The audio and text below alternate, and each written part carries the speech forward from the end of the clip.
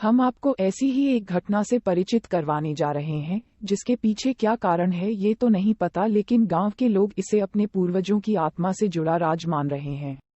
गोरखपुर, उत्तर प्रदेश के पास एक छोटा सा गांव है।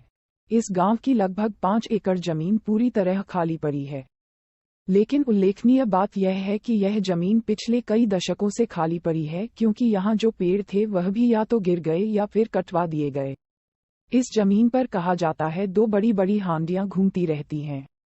2 हांडियां जिनका मुंह एक दूसरे से जुड़ा हुआ है और वह इस जुड़े हुए मुंह के साथ पूरी जमीन का चक्कर लगाती हैं। जो भी उन हांडियों को पकड़ने की कोशिश करता है उसे असफलता ही हाथ लगती है। वह किसी के हाथ नहीं आती और कहाँ छिप जाती हैं ये कोई नहीं जानता। अब आप सोच रहे होंगे कि या तो ये कहानी मनगढ़ंत है या तो इसके पीछे कोई गहरा राज है। जी हाँ, इन हांडियों के वहां विचरण करने के पीछे एक गहरा राज है और गांव वालों के अनुसार वह राज है धन दौलत। गांव वालों का कहना है कि एक विशिष्ट परिवार के छिपे हुए खजाने की रक्षा करने के लिए ही यह हांडियां उस जमीन पर घूमती हैं। ऐसी मान्यता है कि अगर कोई वस्तु एक लंबे समय तक जमीन में गड़ी रहती है तो उसमें जान आ जाती है, और ऐसा ही कुछ हुआ इन हांडियों के साथ। पहले के जमाने में जब ना तो बैंक हुआ करते थे और ना ही कोई लॉकर, तो परिवार के लोग अपनी धन दौलत को जमीन में गाड़ देते थे।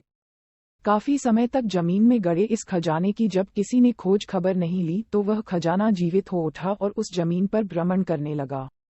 अब आप ये भी सोच रहे होंगे कि इतना बड़ा खजाना होने के बावजूद क्या किसी ने उन हांडियों को पकड़ने की कोशिश नहीं की?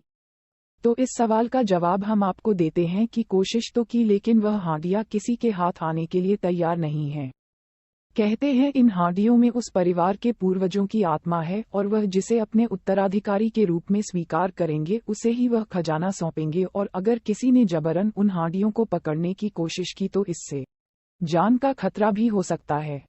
अभी तक उस परिवार की सभी पीढ़ियां इस खजाने को पाने के लिए हांडियों को काबू में करने की कोशिश कर चुकी हैं, लेकिन किसी को सफलता हासिल नहीं हुई है।